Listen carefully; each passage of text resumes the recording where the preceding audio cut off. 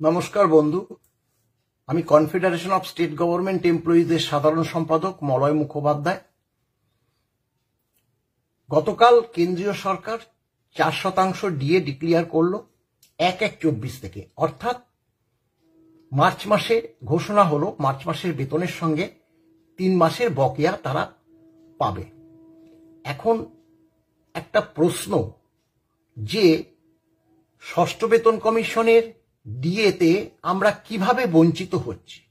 আমরা দেখুন পঞ্চম বেতন কমিশনের যে মামলা, সেই মামলা পুঙ্খানুপুঙ্খ ডিএর যে বঞ্চনা, সেই বঞ্চনাটা আমরা নির্ধারণ করে মামলায় গিয়েছি। ষষ্ঠ বেতন কমিশনের যে ডিএর যে কতটা বঞ্চনা, সেই বঞ্চনাটা আমি আপনাদের কাছে আজ তুলে ধরব।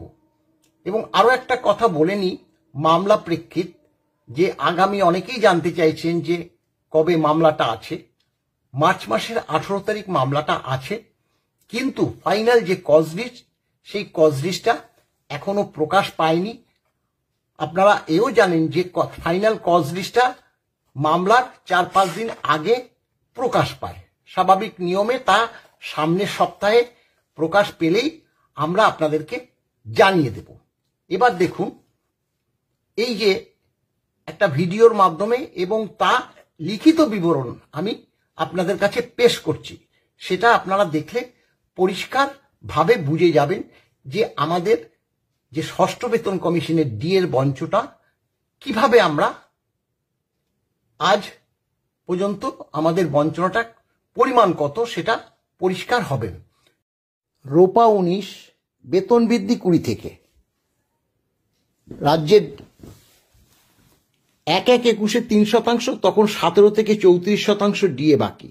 1/1/22 0, 34 থেকে 38 ডিএ বাকি। 1/1/3 3, 42 থেকে 46, পরবর্তীকালে 24 সালে 2 জানুয়ারি এবং মে থেকে 4.48% দেওয়াতে 50% মহার্ঘ ভাতা বাকি রয়ে গেল। পরবর্তী কেন্দ্রের আবার ডিএ হবে 1/7/2024-এ। ডিএ যেহেতু পৌনঃপুনিক রেকারিং, তাই প্রতি মাসে পাওয়া যায়, ক্ষতির বহরটাও আমাদের মারাত্মক। এবার দেখুন, 7 বেতন কমিশন 16 থেকে শুরু হয়েছে সেন্ট্রাল গভর্নমেন্টে, তারপরে 1/7/16 থেকে ডিএ আরম্ভ হয়েছে।